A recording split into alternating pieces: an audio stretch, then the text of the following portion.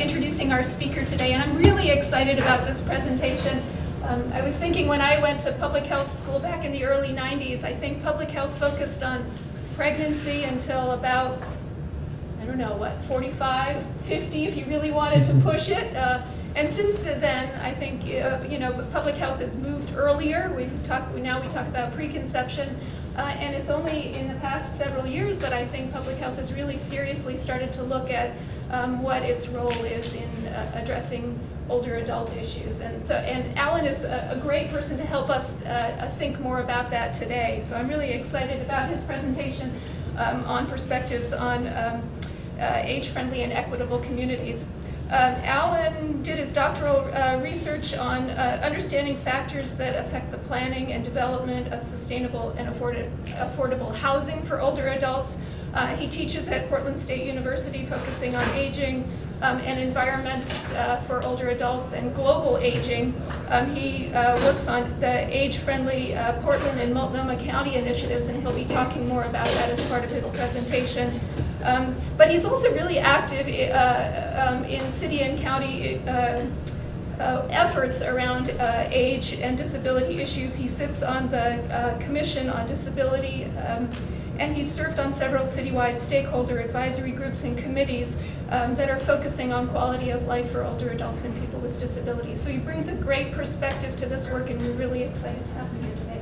Thank you, Alan. Thanks, Jennifer. All right, well, welcome to everyone who's here as well as those online. I just wanted to get started by saying I have, for all intents and purposes, grown up with Agefriendly.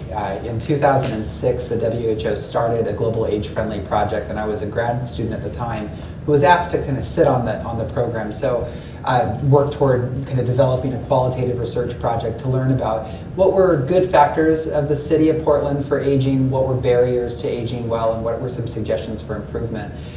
So the Institute on Aging at PSU is housed right now in the School of Community Health, so there's always been a very strong crossover between health and aging, the Institute on Aging and the School of Community Health. So I want to talk today about the age-friendly programs and how it relates to life course, equity, public health. I think that there is tremendous overlap from the conceptual of thinking about social determinants of health and the age-friendly determinants, and I'll talk a little bit about that. But I want to get started actually by showing a video clip, an 8-minute video clip. Actually, before I get started, I do want to note that the map that's here on the title screen is basically a map of the age-friendly communities that exist in the world right now. So the World Health Organization coordinates a global network of age-friendly cities and communities. There are over 287 cities in 33 countries that serve 113 million people globally. Portland was the first U.S. city to be involved in this global project, and based on communication with the WHO Director of Aging and Life Course, was the longest running age-friendly program currently in the world, kind of tied with a couple of others that have been involved since the very inception of that project. So we've got a little bit of history that we're going to talk about today, a little bit of data, and then also what kind of partnerships and what opportunities are out there for teaming up and moving forward. As those of you who are online open up the video clip, there's a link that's here. You can click directly on the image. I want to talk a little bit about the background of this video. So over the last year and a half, Diana White at Portland State University has been partnering with the Oregon Health Association on an older adult behavioral health initiative, a kind of senior mental health investment project is another way of talking about this. And what she had done was develop a series of modules to educate practitioners, service providers who are working in aging, mental health, addictions, around issues of mental and behavioral health across the life course. On Portland State University's website, there are all of these 8 modules for basically working through the issues of what's normal aging, what are aspects of various conditions related to mental and behavioral health. But what ended up emerging, they had recruited 11 people to talk about some of these issues on film. And there was so much video that was left over that they were trying to ask, what can we do with this? How can we repurpose this to be some benefit to folks who are working in the field of aging, age-friendly cities, and potentially even public health? So the recruitment process included folks from Elders in Action, the retired associates of Portland State University, and SAGE gay and gray. There are two stages in town. Another one that's seniors advocating for generational equity. So it's important to distinguish which group that they had recruited from. So what ended up happening, they had this raw footage that was really great, and they hired Cynthia Lopez, who's the producer of the video that we're going to show, to basically look through about 10 hours of film and find some interesting things that were there pertaining to age-friendly communities. Once Cynthia had done that, she realized that there was an opportunity to dig a little deeper, so she actually went with some of those participants around on their day-to-day activities to learn about how they viewed the city, an age-friendly city. So I'm going to show this video and then kind of use it as a way to talk about several issues related to public health and aging and environments in certain ways. So with that, I think we're ready to get started with the video, and I'm going to stand back. So this was the public debut of this video, and I'm very interested. Yeah, well done to Cynthia and to the folks who were behind this. I'm curious now, from your perspective, what are some of the health-related components that you've seen here? Potentially even looking at some of the things that weren't here. And I think Patricia was really good at pointing out, what was the reason why this group of women were pulled together in particular. A lot of that had to do with the sampling of getting the video together for normal and healthy aging, which is quite interesting. But there were a lot of perspectives that weren't articulated here as well about riding transit systems, etc. But what were the things that emerged? So I want to just really quickly position what Agefriendly is about. Physical environments, social environments, and service environments. And we kind of joke sometimes about this as being, well, that's pretty much all things that we would do on a day-to-day basis. And then when you think about what Agefriendly is supposed to be about, what population, it's supposed to be of all ages and all abilities. So we're talking about kind of all things for all people, which is a pretty wide amount of things to consider, right? But the question is, what things emerged in this video that are pertaining to prevention, health, and I've kind of created a list going down here, but I'm curious from your perspective, what stood out as being a good age-friendly feature? What stood out as being a possible benefit for public health, or a feature that could actually lead to health prevention, health equity in the future? The mobility, letting people walk, is pretty important for their health, and having slanted sidewalks to the street is pretty important with that, so people don't fall. Yeah, absolutely. So good walking structures, getting people to be physically active. I think in a lot of ways this relates closely to the active transportation push that we've got in both the county, the metro area, the city of Portland right now. It's really interesting. Did you guys catch you may have missed it, but in that first minute of the video, the woman talks about living in a city and going for a walk and seeking out the challenging environments every day, stairs and hills, things along those lines. So the walking environment allows for people to get infrastructure, to increase physical activity in some ways. There's a basic theoretical component to environmental gerontology that is basically behavior is influenced by an individual's level of competence as it's matched to the press in an environment, right? So if somebody has low physical competence, then a barrier to physical activity such as stairs might be really difficult for them. And on the other side, if somebody has high physical competence and low environmental press, they may actually not find a good fit with that environment because they develop learned helplessness. They develop kind of a reliance on certain environments. And this could happen in a home setting where they start to let a caregiver give them more than they actually need and develop a sense of support, but learned helplessness is the concept.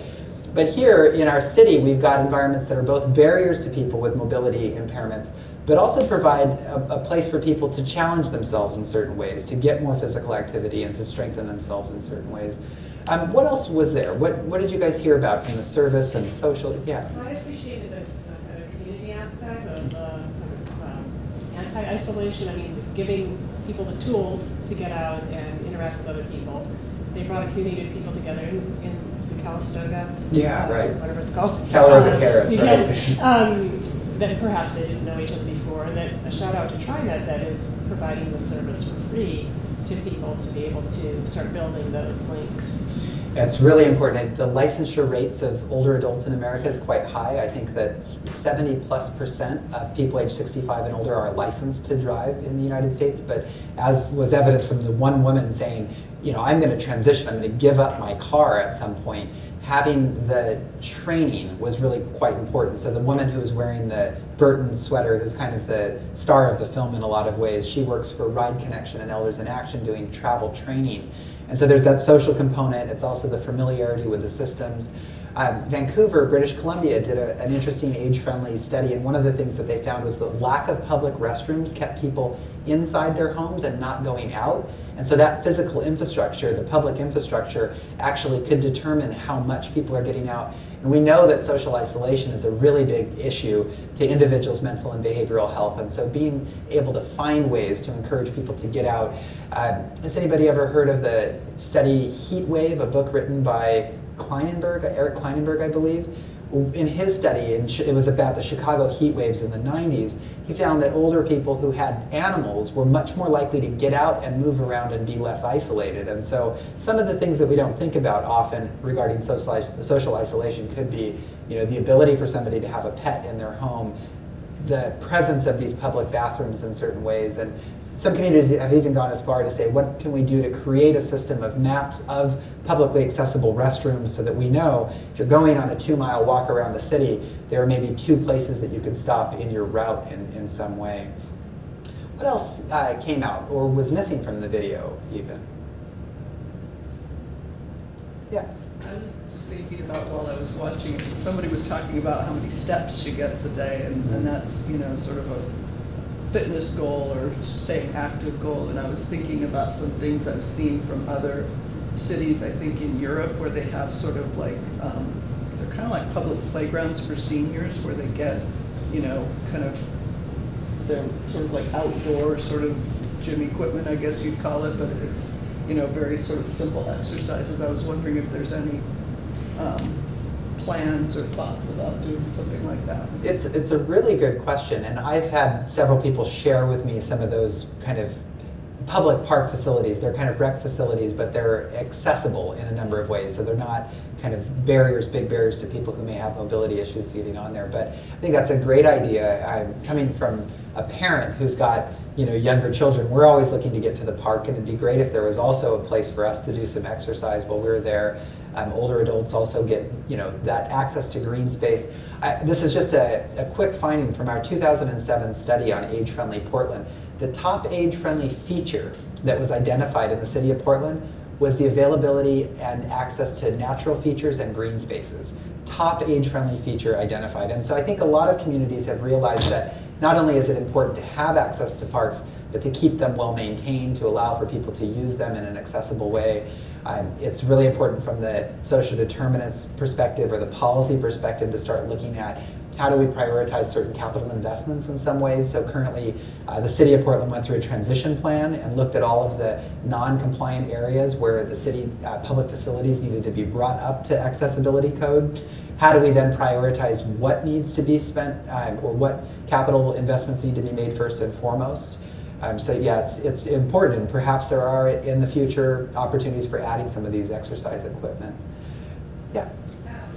I was thinking about the health equity perspective. It might be a negative comment, but it seemed like the women were very affluent and came from a nice assisted living facility, so it kind of featured things that maybe people who are means and live in the inner city have access to when there's lots of older adults throughout the whole city. That's actually a great point, and if we were to look at the distribution of the density of older adults throughout the city of Portland in particular, and I didn't include this graph, but we would know that the density of older adults is in downtown and then kind of spread around the fringe of the city and the region in some ways as well.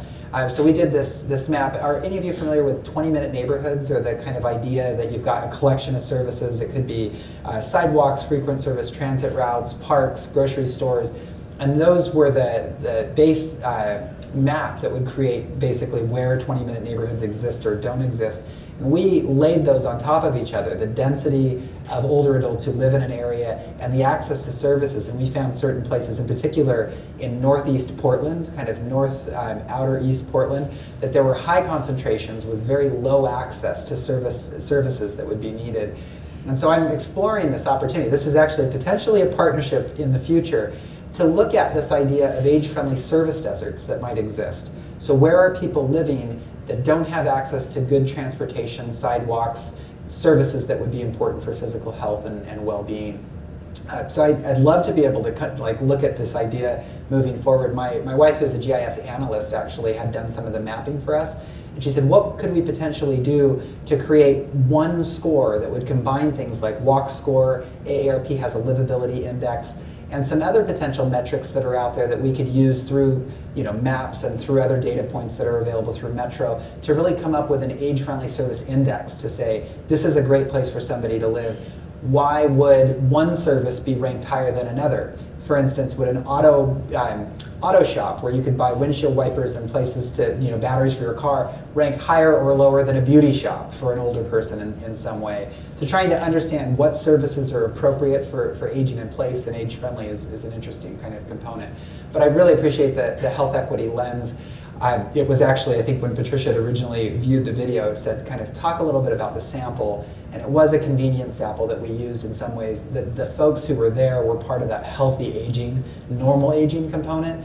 So we did have some other folks who were involved in the study that came from very different backgrounds and perspectives. They just didn't speak to the age-friendly component. So thanks for highlighting that. Kind of just piggybacking on Tim's comment, it didn't really show were people of color, basically. I mean, there was one African American, but English was a second language. That is also a huge barrier. Yeah. I think that the work with Age-Friendly moving forward, especially the work that's happening with our Multnomah County initiative that I'll talk about in just a bit, is really trying to focus a little bit more on that equity perspective and to understand where the services are being provided and how those recipients are actually finding the services to be age-friendly or not, and using that racial equity lens in some ways. At the same time, I'm pushing back with the county and with the city to say, when we use a racial equity focus, quite often we're leaving age and disability out, and even things like sexual orientation. And so there's a danger to going too far down the racial equity kind of hole to say that is our lens that we're using when we talk about equity. But that's coming from a gerontologist and somebody who works in the field of disability studies as well. So we've been left out of that dialogue when we only use the racial equity approach to things. Not that the racial equity lens is not important, it's just not as all-encompassing as somebody in my position would like to see. Was there another comment? Yeah, I think I understand the sample and everything, but I also think it would be interesting to see the perspective of people who have physical disabilities who use some sort of assisted devices like a wheelchair, because I think, and again, I think that the services in inner city are great, but people who are using public transportation who might live outside of the downtown area might have a very different experience when they only have access to a bus and have to use a lift or, they're only limited space on the bus. So, Physical and cognitive impairments as well. I think that there are real barriers to people learning systems and kind of getting on there. And the background for me studying gerontology and aging comes a lot from the experience that my family has had. My sister had a traumatic brain injury at 16, which was 20 plus years ago. And her experience in kind of growing and developing and kind of living with certain disabilities, and the reality that she'll probably outlive the rest of our nuclear family, right? So she's younger than me, so according to life expectancy tables, she should live longer than me, and she should outlive my parents as well. How do we prepare in some ways for her well-being and quality of life with somebody who has not so much a cognitive impairment, but a traumatic brain injury that's caused some additional challenges in our life? And she hasn't been consistently able to ride transit in Orange County, where she lives currently, Orange County, California, because she's not able to get the system right. And so she does use paratransit, which has got a fiscal impact on local government in some ways. So some interesting and difficult kind of issues to work through. Jennifer, did you also have a question, or did I see a hand up? Okay. Actually, was thinking about the very first introduction about how Portland is part of this WHO global network, right? Global network. And when we look towards racial ethnic disparity, I'm wondering if there aren't lessons to be learned looking at other cultures. I mean, the question, I guess, is how do you translate culturally from, you know, other parts of the world? And I'm thinking, you know, here in the U.S., aging is very service dependent as compared to very family dependent. Right. So it's like we're in a very kind of odd, you know, it's sort of a loss of the family support being replaced by services. And I'm wondering just, you know, the question then is this, you know, WHO, you know, partnership opportunity informing us about, you know, how that really impacts our culture? I think that there is some opportunity to learn from other communities globally in particular. You know, we've been networked in particular with folks in North America, and we've done some additional work with Latin American communities as well. But there are issues out there like filial piety as being a really strong component of Asian and Latino cultures, that people have reference and deference to older adults. And that's a really important part of what their cultural experience is. And two things that have kind of emerged here in Portland that are of interest and that really hit on this is, the first is age-friendly housing. So when we talk about age-friendly housing for a family that's maybe represented in this video, is that different from an age-friendly housing setup that may exist for a Latino or an Asian family in some ways? And from my personal experience, I'm half Mexican, that my family in Los Angeles lives in a much more compact environment, in walkable distance to one another, and there are lots of people in two houses that are within 3 blocks of one another, whereas on the white side of my family, they're much more spread out and car dependent, and they have more housing per person in some ways. So when we started asking questions with Multnomah County and Metro about studying age-friendly housing, we really wanted to look specifically at the Jade District and some of the areas around 82nd to look at age-friendly Asian housing and what might be different than the type of housing we think of as appropriate for an older adult as we move forward. So I think that there's a lot to be done, a lot of lessons to be learned in some ways. And you know, I think that there are other components here as well with respect to services that may be provided at like meal sites, Meals on Wheels in particular. That there's some robust partnerships with IRCO here locally of serving various communities, aging communities, in a culturally appropriate way as well. So what's the food, what's the transportation system? You know, how do you get people to and engage in services in an appropriate way? So it's a really good point, and it serves as a great transition for me to kind of get into some of the more macro level age-friendly stuff. I want to talk about the global project, about the local findings and efforts right now, and then come back around to kind of some dialogue regarding partnerships and data, things that are important for us in order to move forward the public health and aging work that we're all a part of in some way. And for those of you, I kind of didn't go specifically through these, but these are the things that I called out originally, thinking about aging in cities.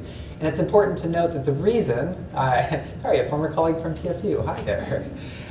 One of the reasons why age-friendly cities was studied is that we've got this dual trend globally of urbanization and aging, the rapid aging of our population. And so the WHO said we need to focus on aging in cities because it's where a lot of people are moving and aging, and it's critically important we get that right moving forward. But we talked about the rest of these issues was really quite important. I also think that housing, transportation, land use connection is something that's really important for us to keep in mind.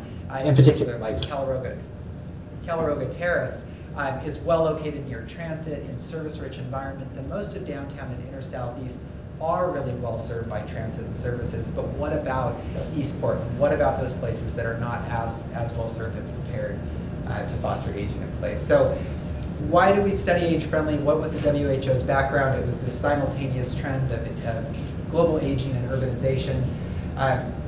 In Portland, we actually entered into the conversation through our work in Nicaragua. Actually, a former student of mine, Maria, who's here, and now working in the field of public health. We started doing some of this global work around aging in Latin America, and PAHO, the Pan American Health Organization, said, hey, we think the researchers over there in Portland can probably do this study. So they gave our name onto the WHO, who allowed us to participate in the study without funding, which the WHO has a lot of really great programs, but very little funding for carrying those programs out. But it was a great opportunity. We're glad that we actually moved forward with it. Also, Portland and Oregon have really focused on growth management, on urban planning. We're looked at as a model with respect to these things, but it hasn't been a strong focus on aging. I think in some ways, as Jennifer was articulating, in the 90s and even before, the focus on urban planning, the focus on public health was really at lower ages, at children and families in particular. And then the most important thing to understand with our efforts with Agefriendly is that we're trying to move away from this deficit-based model, needs-based understanding of older adults to say, older adults provide us with an opportunity.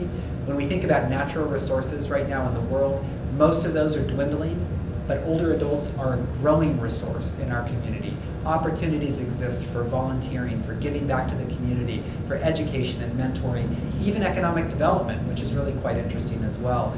So for anybody who's interested in some of the more proof points on why age-friendly cities are beneficial, the Grant Makers in Aging just released a report that we at the Institute on Aging co-authored called The Case for Age-Friendly Communities, which will talk about the data that are associated with why good housing and environments are good for older adults and people of all ages.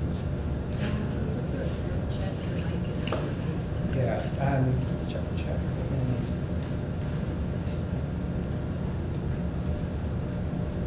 Maria's gonna check the. Testing. There you go. Yep. Back on. Interesting. Okay, so just a little bit about the Agefriendly movement. It's a growing international movement. I showed the numbers a little bit earlier, but really the crux of the Grant Makers in Aging quote here is important to note. So many thought leaders now believe that communities that fare best in the 21st century will be those that tackle the challenges and embrace the positive possibilities that an aging population creates. And I think that that's really where we need to continue to focus. If we only look at that deficit-based approach, we're looking only at needs and problems that are associated with this population.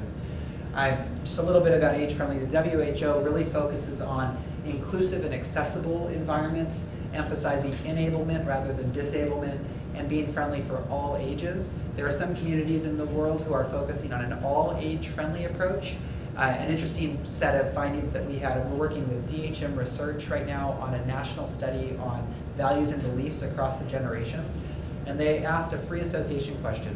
When you see age-friendly, what does that mean? What thoughts come to mind? The first thing that came out on the list was all ages, which was quite interesting. But then two, are we off again? You're off, yeah. I think it might be a connection. Testing. Testing.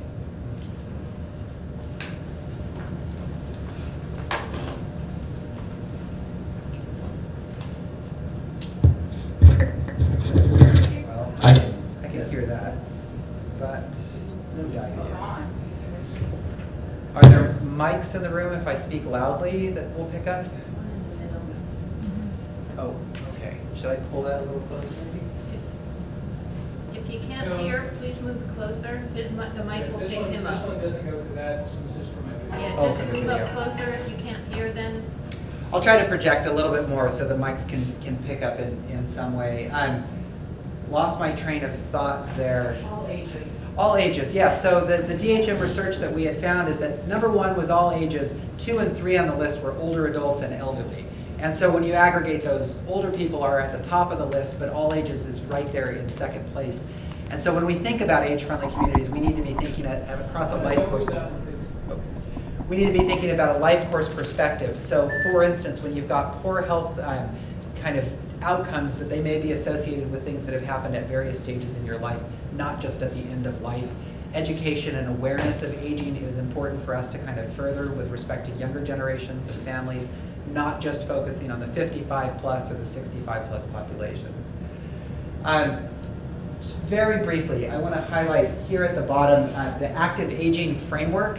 So the active aging framework is what the WHO developed in 2002 to say, in order to achieve active aging, which is about social participation, physical activity, that we needed to look at individual level issues, people's biology essentially, but also social factors, policy related issues, that health and well-being for older adults is associated with a lot of those social determinants of health. that there are upstream approaches, essentially, not using the WHO didn't use upstream approaches, but that concept of changes need to come at the policy and practice levels. As an outcome of the 2006-2007 WHO project, they developed a guide and an essential checklist of age-friendly features. And just to dive in a little bit to what we did in Portland here. So the Institute on Aging was the lead organization that did the original baseline assessment for the Age-Friendly project. We're currently located in the School of Community Health and the College of Urban and Public Affairs. And our role in Age-Friendly has really to be more of a collective impact backbone organization. So we do not, at the Institute on Aging, provide services for folks. This is something that's done at the local level with Aging Disability Veteran Services in Multnomah County, through TriMet, Ride Connection, and other agencies. But what we've done is we've served as that backbone that brings together Elders in Action, AARP, folks in areas of transportation, housing, civic engagement, economic development, to talk about age-friendly and advancing our city to become more age-friendly. We know that collectively we can do more than if we're in our silos kind of doing this on our own. And I think it's one of the reasons why the allegiance and our lining up with public health is critically important for our success moving forward. Not that we have to be the backbone organization for a wider look at health and aging. We can be at the table as a participant involved in that. But with respect to the Age-Friendly initiative, we are attempting to be that backbone organization for moving aging forward in a number of ways. Just a little bit about the timeline. So 2006, 2007, we did the baseline assessment for the WHO. Then we moved into dissemination. We, for 2 years, shared findings, met with people, tried to find where interest in the community was in certain ways. And then here in 2010, the WHO had so much of an interest in age-friendly from around the world that they created this global network of age-friendly cities and communities. We joined that as part of the first wave of cities. We were awarded membership and kind of make sure that we're developing champions along the way. And I'd say that one of the critical aspects of success for us has been making sure that there's a political champion who's supporting us in our work and moving forward the agenda. And I'll talk a little bit more about the policy kind of side in just a moment. Just a little bit about some of the findings here. Here's that finding that natural features and green spaces was one of the most commonly reported age-friendly features. Also here that some areas of Portland provided good access to an array of services while some did not. Even in more affluent communities like the West Hills, there's actually really poor pedestrian access and there's not good transit service. Whereas in East Portland, you've got similar issues because of a lack of sidewalks and a lack of frequent service transit routes. It does cross over income levels in certain ways as well. And then some of the barriers over here, healthy housing, accessible housing, age-friendly housing is at the top of the list with respect to things to address in our efforts to become more age-friendly. And the City of Portland's efforts have kind of focused more on housing this year than they are in other areas because of the housing crisis. But there's so much to learn about age-friendly housing and how to move forward, both from a regulatory perspective, so how do we change things like building codes and zoning codes, but also from the incentive-based approach. So if we've got the ability to add density or to give a density bonus or a tax abatement in some ways, how do we require that there's a checkbox to say, I'm receiving something in exchange for more accessible or more age-friendly housing in some way? For instance, the literature supports that an accessible distance from a service for an older person who's frail or somebody with a disability is 1/4 of a mile, whereas TriMet uses 1/2 mile as their proximity measure. So what can we do to incentivize in some way that housing within 1/4 of a mile of transit stops is more accessible than housing that would be more than 1/4 of a mile or more than 1/2 mile away in some ways, because we know that that's where people need to live to be able to access transit to get to necessary services. Just a little bit as well of here, this component here of public participation among certain groups is really important for us moving forward. So one of the things we left out in our original sample and outreach efforts was working with the faith-based community and specifically going to groups like IRCO to say how can we become more involved in your efforts. So we know Age-Friendly has to be more diverse in our outreach and our approach. And to get people involved in advocacy efforts who are not normally at the table. I think that this is one of the shortcomings of our public participation systems here in the state and locally, is that we often see the same people at the same events over and over. So how can we start to branch out to get a more robust set of participants who are detailing what they're seeing in their communities for us to be able to better plan for provision of services and infrastructure. I'm not going to dig too far into this idea of policy entrepreneurship, but we have been charged at this point with translating our research findings into policy and practice. And so as academicians, we're not often taught how to be advocates and how to be political in nature. So we've had to learn how to get into policy windows and how to change policy. So David Kingdon, who talked about this policy window opportunity, said that there are three major things that need to happen in order to be successful at new policy opportunities. One of them is that a problem needs to be identified. So with respect to our urban area, we know that there's a rise in the percentage and the overall number of older adults, and there's a mismatch between their needs and the physical environments and social environments that are out there. So we've been able to articulate this based on our research, based on our knowledge of trends, looking at data. The second piece is that there needs to be an articulate a way in which to solve those issues. So from our perspective, we were able to leverage our baseline assessments and develop an action plan that could then be implemented to address the issues that were on the table, such as population aging within our region. And then third, there needs to be political support in some way. And Kingdon calls out the need for two of these three windows to be open for any policy stream to be accomplished.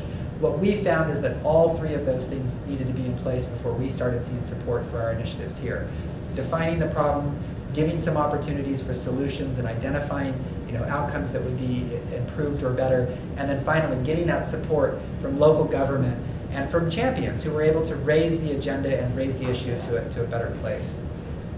And as part of this process, so the age-friendly efforts have aligned well with the Commission on Disability and some of the efforts that are around disability advocacy. But in 2012, we were able to get an insert into the Portland plan. Actually, it was 2013, excuse me, where Portland would be a place for all ages. And there were a number of things that were detailed in this. So how can we encourage aging in place? How can we look to universal design to improve our environments? What about the action plan that had not yet been developed at that point? It specifically called out for that policy or for that effort to be made. One of the interesting things about policies as well is that even though we're active in influencing policies, once they're on the books, we have the ability to say we need to now go one step further toward implementation. For instance, with age-friendly housing, I'm currently sitting on a stakeholder advisory committee that's looking at residential infill, density, and alternative housing types. So how can we change the way in which we're providing housing to be more age-friendly? Perhaps it's allowing for multiple ADUs to be built on one property. Maybe it's the idea of cottage clusters that would be set up that would create mini communities in our single-family neighborhoods. And then how do you mitigate some of the opposition that would come, in some ways from neighborhood associations? Perhaps you can't always solve those issues, and there are barriers. Like we may not be able to see residential 7,000-foot lots accommodate, small houses in the future, but we might be able to start looking at other places where that could be done. And for those of you who understand zoning codes, maybe the R2.5 and the R5 opportunities are there, but not in the very large lots that are more protected for single-family, large-scale, single-family detached housing. We had final approval of our action plan for an age-friendly Portland in 2013. I'm going to talk a little bit about moving that action plan forward. So there's always been a strong policy focus in our age-friendly efforts. We have moved an advisory council to both advise the Portland and now the Multnomah County initiatives, which started in 2014. And our first three committees off the ground and running were civic engagement, housing, and economic development and employment. They were hot button issues that we wanted to tackle. Later on, we pulled in transportation and health equity and prevention as our fifth committee that we're working toward establishing and keeping running. Stakeholder involvement has been critical in making these committees work. And I want to give you a few examples of some of the action plan items. So the first one was advancing opportunities for aging and community, which had us aligning with groups like the Village Network, the Villages Northwest group here in the region. Looking at active transportation, we talked about that with mobility as critically important. I'm looking to establish additional age-friendly businesses and organizations, and Elders in Action recently held an age-friendly Lloyd District training where they went beyond just an individual business to say, here's how you could improve the age-friendliness of your business, but to say Lloyd Center and the Lloyd District, here are some aspects of your businesses and your larger community, you know, the fabric of benches and sidewalks that could be improved to meet the needs of an aging population, and to get people more involved with your businesses and to have economic development as a kind of issue that's being addressed. With respect to examples of social environment action items, really looking to continue to push this equity conversation to include older adults and people with disabilities. Looking to optimize the skills of older adults. Our Civic Engagement Committee right now is focusing on an Empowered Aging, Building a Community for All Ages conference that will be held in October. I believe it's October 29th, and that's consumer focused. We really want to focus on the folks who are receiving services and can learn about the various things that are out there that could improve their quality of life and well-being. One of the interesting things, I almost started this presentation with a picture of Portlandia, like the song that's sung at the beginning of the IFC thing, because it's branded Portland in some ways as a place where young people come to retire, but the reality is that Portland is actually a place that sees more in-migration of 40-plus highly educated migrants than any of the other 50 largest cities in the United States. Portland is a place where older people are coming to retire, even though that's counter to the kind of advertising and maybe the Portlandia kind of mindset that we see out there in some ways. So we've got some data that was produced from Portland State that's tracking some of those trends that we've incorporated into the action plan. So this is in juxtaposition from the equity lens in some way, because those 40-plus highly educated migrants are seen as an economic boom when we attract and retain them, that the dollars that they have, the volunteer contributions are really, they can be quantified in a number of great ways. But there's also this need for understanding that equity component up at the top, respect and social inclusion into our environmental approaches. And then also this support for neighborhood-based efforts. I was talking to some folks from ONI, the Office of Neighborhood Involvement, yesterday. We work closely with the Villages Northwest to think about more community-based approaches. Then this is actually that map of the 20-minute neighborhoods. So if you can see here, those hot yellow areas are where high service provisions or quality service environments exist. But if you were to overlay this area right here is where there's a high density of older adults, which has, that purple indicates a low area of service equity. So trying to understand in some ways how we can improve neighborhood centers.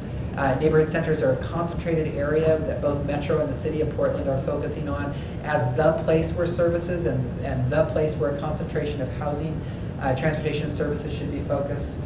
And then this health services action item here at the bottom is to really improve adult wellness and preventive health care. And our health prevention and equity committee is really focused on issues like community health workers and other kind of more grassroots efforts to get health moving forward.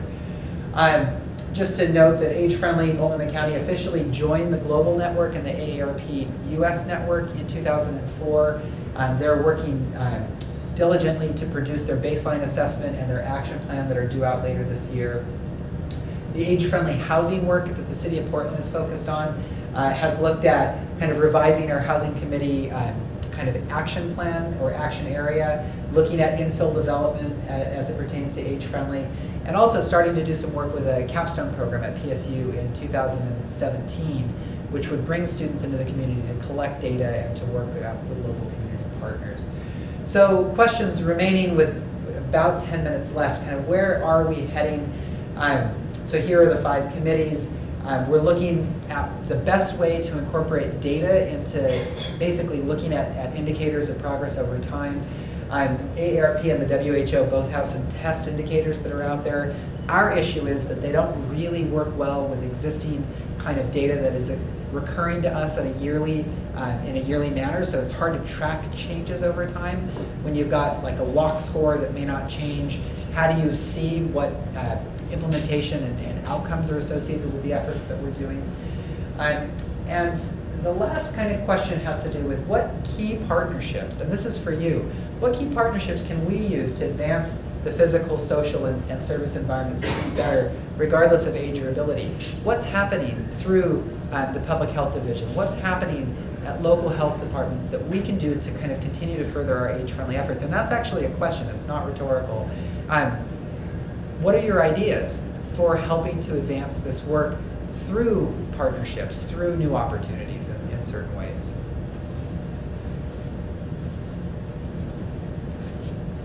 Yeah. I was just wondering how the efforts that are already going on. So I'm asking a question back to you. Yeah.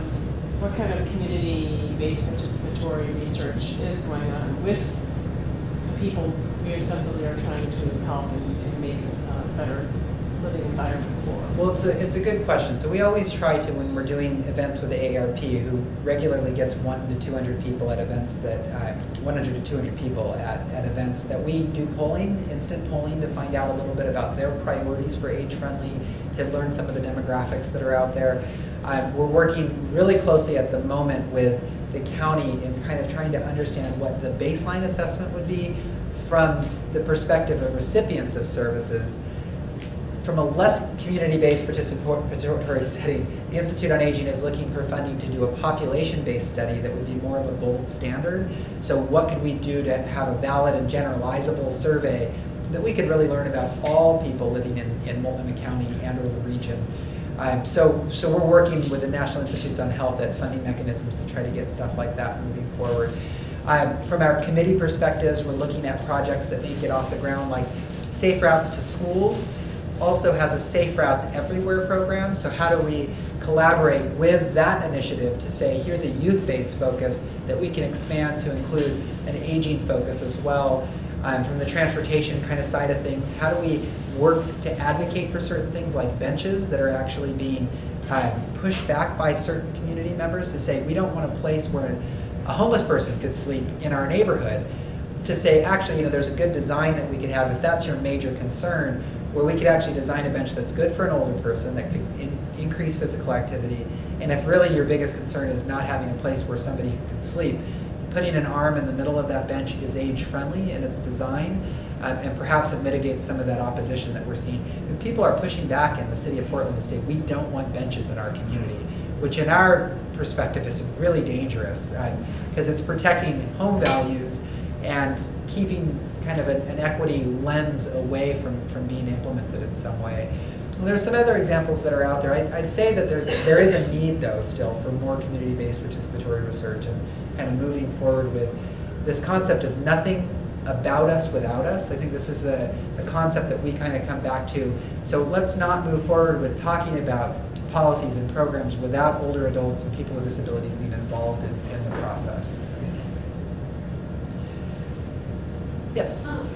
Just to answer your question again, and I don't fully where all your key partnerships are, but I would say it sounds like you have relationships with aging and disability services, but maybe Yes. also with developmental disability services. I mean, there are a number of nonprofits in Portland and Oregon that serve people with disabilities who, like in group homes or in foster care, and they're experiencing aging populations in a way that they haven't before, because those people used to live in institutions. I think that would be a really key.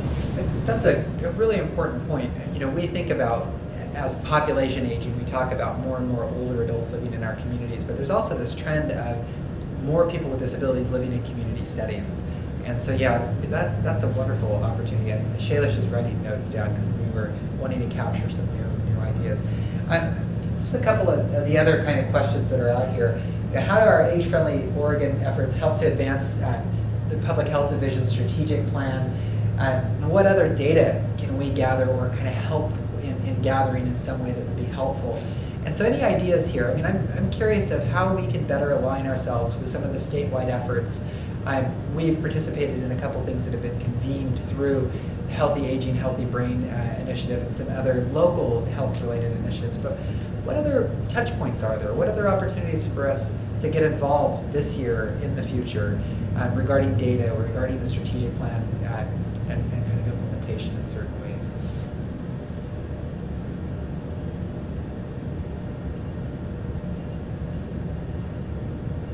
Or any other ideas and suggestions and comments that could potentially be useful?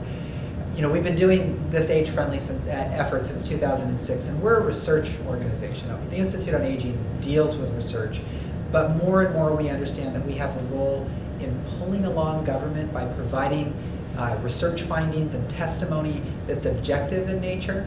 And so, as researchers who are doing community-based work, we always need to understand what's the temperature of community organizations, what are partnerships that we can leverage in order to move things forward. It's not easy work, to be honest, and I think one of the difficulties with Agefriendly is that we don't get support at the Institute to do the organizational capacity work. We get funding to do research, and research does not make a community partnership. It's part of what we need to drive the direction we're heading. But we need to understand that there are organizations out there who are already doing work, that are doing really good work that we may be able to partner with or infuse. For instance, the Safe Routes for Everyone is something that Ride Connection and AARP have kind of seen as an easy overlap with their current work, because Safe Routes to Schools has no language in there about older adults. And so we're able to add some additional language in there to Safe Routes to Schools to say, what about places that are co-located? The East Portland Community Center and the middle school that are right next to one another provide a great example for looking at the infrastructure that's around that to be age-friendly across all ages, across all abilities, and to have safe routes to get to and from transit and services in certain ways. Yeah, this is a partnership like between, my mom lives in Northeast Portland, there's a bus stop on Sandy, but they have to get across Sandy. Right. And at certain times of day, they have people with walkers, they can't get across the street in the time the light goes. So I don't know how you coordinate that with TriMet and, I'm assuming City of Portland does streetlight timing, but. Yeah. And it depends on the road. Sandy, 82nd Avenue, Yeah. Barber, all have various owners of parts of the road. Then you get to bus stops as well, and those are TriMet owned in some ways. And so it's a little more complicated. The timing of lights is sometimes done to allow for larger systems to kind of work. So yeah, we talked to a traffic engineer in the city of Portland, and they said it's just not as easy as adding seconds to the timer. It's thinking comprehensively about the systems that are out there. But one of the things that I think is out there, that an opportunity for Agefriendly is to educate citizens and older adults, people with disabilities, on how to be effective advocates for change in their community. This is one of the challenges of working in systems change, is that we don't have the ability to go and say Sandy and 50th is a major issue that needs to be a focus. We've got to look at times at how the systems of change work and to advocate for those policy approaches. And for instance, the City of Portland works on a complaint-driven system, right? So how do we make sure that the right amount of complaints are getting put out there to change things in a meaningful way in certain ways? It's been a little more difficult than I thought, in coming from an academic kind of institution, to affect change in a number of ways. But yeah, it's a good point. I appreciate you bringing it up. And I just want to say, I've sort of been sitting back there, but on behalf of public health, I think we need to make sure we work more closely and continue to work with aging and people's, what's your new name? APD, aging and people with disability, and continue to always raise the issue of the lifespan and older adults, because we really are just beginning. Public health, we have a lot of programs that focus on children and youth and families, and we can naturally say, and what about the extended family, the intergenerational? So I think we have to consciously keep saying, we say across the lifespan, and look at all of the work that we're doing and how we can find those opportunities, but really make it conscious. And our strategic plan, as you were asking us, it sets us up to do that, but it is a newer area that we need to look to our other partners who are doing that and learn and become a part of it. So I just didn't want to let that go. No, Thank you. that's really wonderful. I appreciate that tremendously. I'd say this is the first time in human history where we have more people in the world age 60 and older than 5 and under. So we're entering a new time globally in how the world is aging. This is perhaps the biggest demographic trend that we will face in the next 20 to 30 years. Not one of the biggest. I think the diversification of the United States is also up there as an important trend to look forward or to look at. But the aging of our populations is an unprecedented shift in our population structure, and it's indefinite. This is not an age wave, it's not a silver tsunami. This is an indefinite population structure change. So we're not reverting back to how things were in the 1950s or 60s anytime in the near future. So it's a good time to go forward and start working toward these issues. Just wanted to mention something you may not have known about because it's a fairly new program, but I work for Multnomah County Environmental Health, and we have a program for low-income seniors and disabled. So I'll go into the home, do a home health and safety assessment, and then it dovetails with the county and the city that are providing extra funds these days for home retention. So it dovetails with community-based organizations that use some of the county and city funds for improving the situation of disabled and senior Where does citizens. the source of funds come from, like home or CDBG funding, or do you know where? I think for the city of Portland, some of it comes from the CDBG, Okay. but there's also the recent affordable housing funding Right. that goes into that.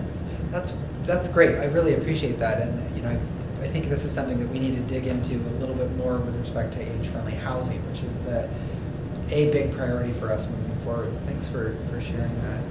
I want to be sensitive to time. I know we're over at this stage, but are you guys needing to close out here soon? If there are additional questions, Maybe we can stick around if there are Sounds great. officially. I'd like to say thanks to those who are joining us or who did join us as well. And thanks for the opportunity here. It's a great new kind of venue to start thinking about collaborations and partnerships. And I hope you got a chance to learn a little bit of what's going on, and I've learned as well. So really appreciate you guys sharing with me information.